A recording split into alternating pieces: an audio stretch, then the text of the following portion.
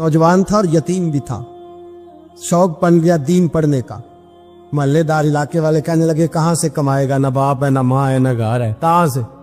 हजरत रूमी कहते हैं नौजवान ने जंगल में झोंपड़ी लगा ली।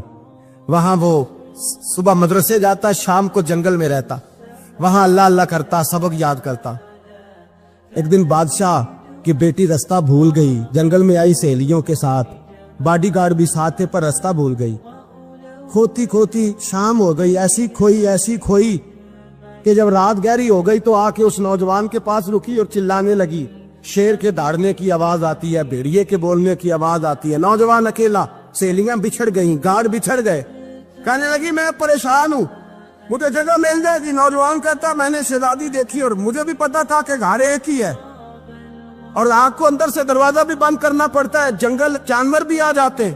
कहते मेरी छोटी सी कुटिया में, झोंपड़ी में वो आई, रो के कहने लगी सहारा कोई नहीं, अगर मैं पीछे निकलूंगी तो भेड़िए खा जाएगा।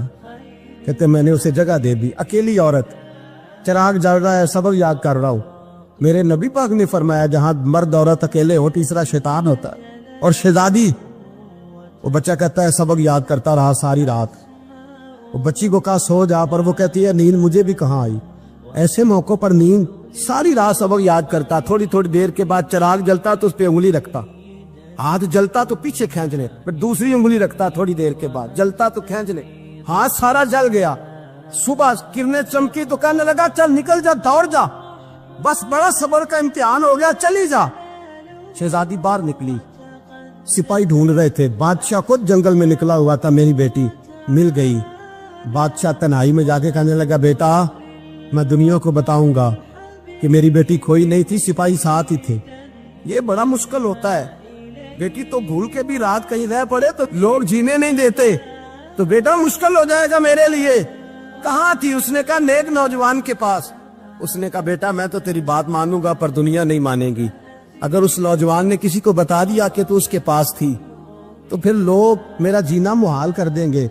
बेटा मैं मर जाऊंगा, मेरी मजबूरी ये है कि वो कहीं राज ना उगल दे वो नौजवान, उसे कत्ल करना पड़ेगा। औरत ने मिन्नतें की, उस बेटी ने कहा मेरे मौसम को मारोगे, रोई। और वो कहने लगा मैं बादशाह, वो मेरा अपना वकार है, मैं उसको छोड़ नहीं सकता। गिरफ्तार कर लाए सिपाही। वक्त तय हो गया सजा का। अकेले कारकोशरी में रखा गया, जो उसके खास एतबार वाले थे उनकी ड्यूटी लगाई। बादशाह ने बुलाया, पहले बिलम आया। औरत कहने लगी, बेटी कहने लगी एक दफा तो बुलाओ ना, एक सवाल बस पर्दे में रह के पूछना है और फिर जो आपका जी चाहे, मेरे मौसम को मारना तो है, तो मर्जी आपकी। सामने खड़ा किया, नौजवान पर्दे के पीछे, औरत खड़ी हो गई। बादशाह बीच बैठ गया। बीबी कहने लगी सारी रात बेदार मैं भी रही, सोया तू भी नहीं। वो जो तू चिराग के करीब हाथ लगा के जलाता था वो समझ नहीं आई। नौजवान रो पड़ा, कहने लगा क्या करूं, मैंने रसूलुल्लाह का दीन पढ़ा है, क्या करूं, मैंने हुजूर का दीन पढ़ा है। मैंने पढ़ा है कि जानी को सबसे नीचे दोज़ख के सबसे निचले दर्जे में जलाया जाए, उसे जहन्नमियों का पीप और रेशा पिलाया जाए, कंद खिलाया जाए। ये रवायतें पड़ी हुई थी। थोड़ी थोड़ी देर के बाद शैतान मुझे कहता था बदकारी कर ले। मैं अपना हाथ उसी वक्त जब शैतान मशवरा देता तो मैं आग पे करता। मैं कहता अगर ये बर्दाश्त हो गई तो वो भी हो जाएगी। जब हाथ जलता तो मैं समझ जाता नहीं तुझसे तो ये नहीं बर्दाश्त होती तो वो कैसे होगी। फिर मुझे शैतान मशवरा देता कोई देख नहीं रहा, तो बुलाने नहीं गया, खुद आई, मैं दूसरी उंगली लगा देता। मैंने हाथ जलाया और मैं समझ गया जब छोटे से चिराग की इतनी सी शमा की आग नहीं बर्दाश्त होती तो दोज़ख कैसे बर्दाश्त होगी। कहता मैं बाज आया। बादशाह ने ये कहानी सुनी, लफ्ज सुने तो चीख मार के रोया। कहने लगा तालिब इल्म तू तो मेरे नबी का सच्चा गुलाम है, और मेरे रसूल के जो सच्चे गुलाम होते हैं उन्हें फांसियां नहीं दी जाती, उन्हें तख्त पर बिठाया जाता है। अब तुझे सजा नहीं होगी बल्कि मैं अपनी बेटी का निकाह तेरे साथ करूंगा और मेरे बाद इस सल्तनत का बादशाह भी तू ही बनेगा। अब वो नौजवान वहां नारे लगा रहा है, कहता लोगों तुम मुझे कहते थे दीन से क्या मिलता है, दीन से तो अल्लाह तख्त व ताज भी अता फरमा देता है। अगर नौजवान शर्मो हया वाले बन के रहे अल्लाह सारी इज्जतें दे देगा। देखे ना अल्लाह के फजल से इज्जत मिलती है, और जब कोई इज्जतदारों जैसा काम ही ना करे। एक बात और अर्ज करनी है पर वक्त थोड़ा रह गया। जवानों मैं ना जब कभी परेशान होता हूँ ना तो मैं ये वाली बात खोल के पढ़ता हूँ वाला, ये बात ढारस बंधाती है, ढारस توانائی دیتی ہے, پورا مضمون باندھا ہے. اعلیٰ حضرت کہتے ہیں بہروپیہ تھا, مداری, روپ بدل بدل کے دکھایا کرتا تھا, بادشاہوں سے انعام لیتا تھا. ایک دن اورنگزیب عالمگیر کے پاس آ گیا, کہنے لگا میں روپ بدلوں گا, اگر آپ پہچان نہ سکے تو میں انعام لوں گا. آپ نے فرمایا میں کوئی ایسے ویسا بادشاہ نہیں, کہا مجھے دھوکہ دینا مشکل ہے. کہا نہیں, میں روپ بدلوں گا. حضرت اورنگزیب عالمگیر بڑے نیک بادشاہ گزرے, بڑے پرہیزگار. وہ بہروپیہ کہنے لگا میں روپ بدلوں گا, آپ نہیں پہچان سکیں گے. فرمایا چل جتنا تیرے اندر زور ہے لگا لے.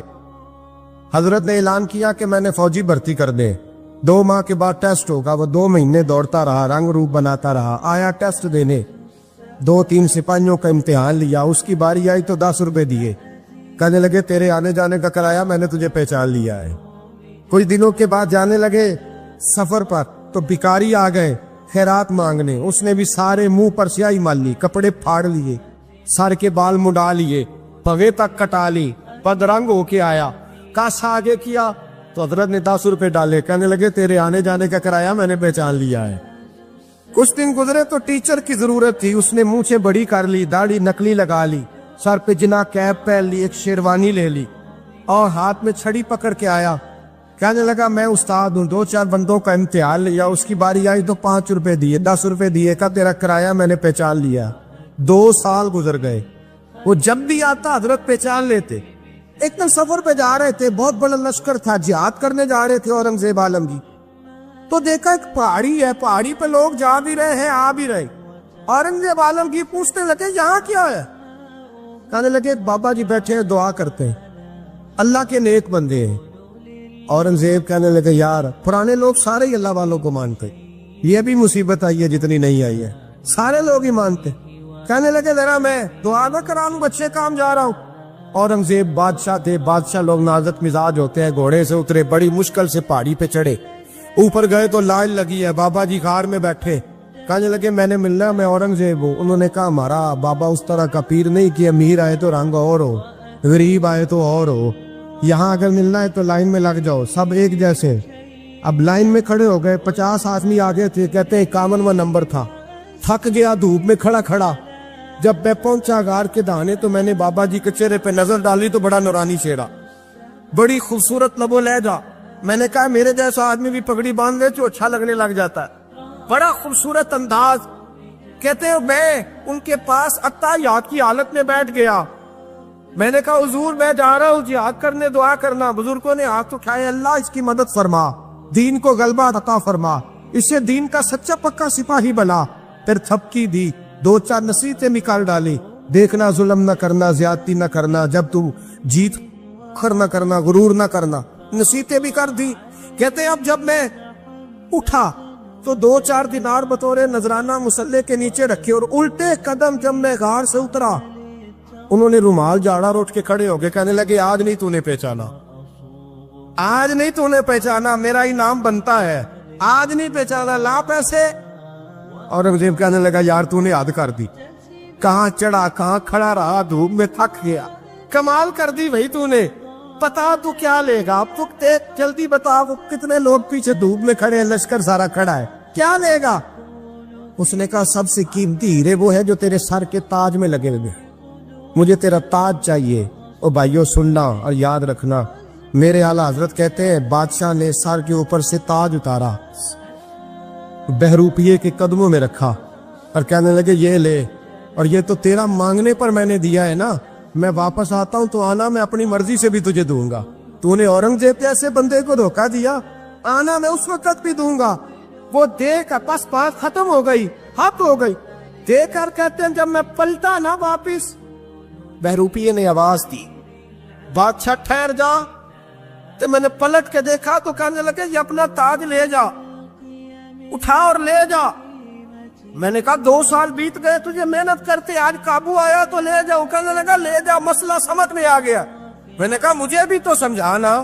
کہتے ہیں وہ پھوٹ پھوٹ کے رویا, اس کی آنکھیں برس پڑی, سیلاب کی طرح آنسو بہہ نکلے, تڑپا اور رو کے کہنے لگا بادشاہ میں نے جھوٹ موٹ رسول اللہ کی غلامی اختیار کی تھی, جھوٹ موٹ کی داڑھی, جھوٹ موٹ کی پگڑی, جھوٹ موٹ کا فقر, میں نے جھوٹ موٹ نبی پاک کا لباس پہنا ہے, تو تیرے جیسے بادشاہوں کے تاج میرے قدموں میں آ گئے ہیں. اگر میں سچ مچ رسول اللہ کا غلام بنوں گا تو اللہ کیا کچھ عطا فرمائے، اللہ کتنی نعمتوں سے نوازے۔ میرے اعلیٰ کیا فرماتے ہیں؟ اعلیٰ حضرت فرماتے ہیں فرشتے بھی کرتے ہیں تعظیم میری۔ کون جی؟ اللہ ایسا عقیدہ بھی کم ملے گا جو بریلی کے امام کا عقیدہ ہے، ایسا بھی کم، کہتے ہیں فرشتے بھی کرتے ہیں تعظیم میری۔ کیوں؟ فرمانے لگے فدا ہو کے ان پر یہ عزت ملی۔ بغداد کے ایک درویش عالم تھے، تو وہ جب بھی نماز پڑھاتے نا تو کسی تاجر کی 2 بیویوں کے بارے میں دعا مانگتے۔ توجہ ہے میری بات پر؟ نماز پڑھاتے تو کہتے اللہ اس تاجر کی 2 بیویوں کو اپنی خاص رحمتیں عطا فرما۔ ایک دن لوگ ان کے گرد اکٹھے ہو گئے، کہنے لگے بابا جی بتائیں تو صحیح وہ بیویاں کون تھی جن کے لیے آپ دعا مانگتے؟ تو فرمانے لگے میرے شہر کا ایک تاجر تھا، بہت بڑا تاجر تھا، مالدار تھا پر بے اولاد تھا۔ اسے بغداد سے ملک شام جانا پڑتا تھا تجارت کرنے، اور کئی مہینے اسے شام کے ملک میں رہنا پڑتا تھا۔ اس نے اس طرح کیا کہ وہاں بھی ایک شادی کر لی۔ توجہ ہے نا میری بات پر؟ کیا کر لیا اس نے؟ دوسری شادی کرنا مرد کے لیے جائز ہے، تیسری کرنا بھی، چوتھی کرنا بھی بھیا کا وقت، مگر اگر انصاف کر سکے تو۔ اگر چاروں میں ہم نہ آدھا مسئلہ سنتے ہیں اور آدھا ہی بیان کرتے ہیں، اگر انصاف نہ کر سکے پھر اس کے لیے 4 جائز، پھر وہ ایک ہی رکھے گا۔ تو عزیز دوست دوسرا نکاح کر لیا، شادی ہو گئی، اب وہ وہاں کچھ زیادہ وقت گزارنے لگا، مالدار آدمی تھا، بیوی کو مکان بھی لے کے دے دیا۔ اب وہ دیر سے آتا واپس، اور جب آتا بھی تو اس کے وہ والے انداز نہ ہوتے جو پہلے ہوا کرتے تھے۔ اب بیوی سے بڑا جاسوس بھی کوئی نہیں ہوتا، اس کو تو پہلے پتہ چل جاتا ہے کہ ماجرا کیا ہے، اسے بڑی خبر ہوتی ہے۔ تو اس نے محسوس کر لیا کہ بدلے بدلے سے میری سرکار نظر آتے۔ وہ کہنے لگی اب کہ جب آتا جاتا ہے تو اس کے حالات کچھ بدلے بدلے سے ہیں، ماحول کچھ اور ہے۔ اس نے ایک بوڑھا آدمی جو اس کا عزیز بھی تھا اور سمجھدار بھی تھا اس کو تیار کیا، کہنے لگی اب کہ جب ملک کے شام جائے نا تو اس کا پیچھا کرنا اور خبر کرنا کہ کہاں رہتا ہے، کہاں جاتا ہے، کیا کرتا ہے۔ وہ بوڑھے بزرگ جو تھے وہ خاتون کے کہنے پر کچھ اس نے کرایہ بھی دیا۔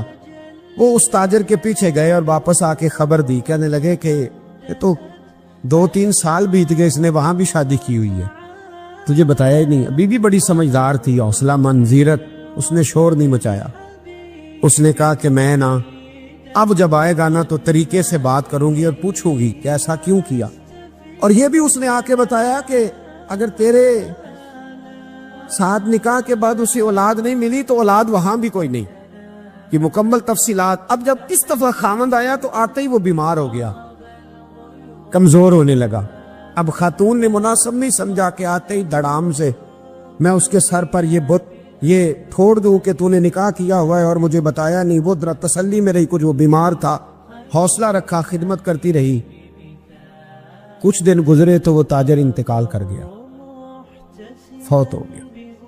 اب راز کھل نہ سکا، عدت گزاری، اور جب سارا مال جمع کیا نا تو اشرفیوں کی بوریاں بھر گئی۔ سارا مال اس بی بی کا، 4 بوریوں میں اشرفیاں، 4۔ یہاں تو پیٹ کا دوزخ ہے، معاذ اللہ، بھرتا ہی نہیں۔ حل من مزید، حل من مزید۔ وہ جو کہتے تھے نا کہ بس باہر چلا جاؤں اور باہر میں کچھ تھوڑے سے پیسے کما کے 2-3 سال میں لوٹ آؤں گا، پھر یہاں آ کے کوئی کاروبار کروں گا، وہ گئے ہیں تو واپس نہیں آئے۔ وہ جو کہتے تھے نا بس میں نے اتنا سا کاروبار کرنا ہے کہ مکان بن جائے، انہوں نے 4 مکان بھی بنا لیے ہیں، لیکن بریک حل میں مزید کی دوڑ ہے۔ اب 4 بوریاں اس عورت نے چھپائے رکھی، کوئی بندہ نہیں جانتا بغداد میں کہ ملک کے شام میں تاجر کی دوسری بیوی بھی ہے۔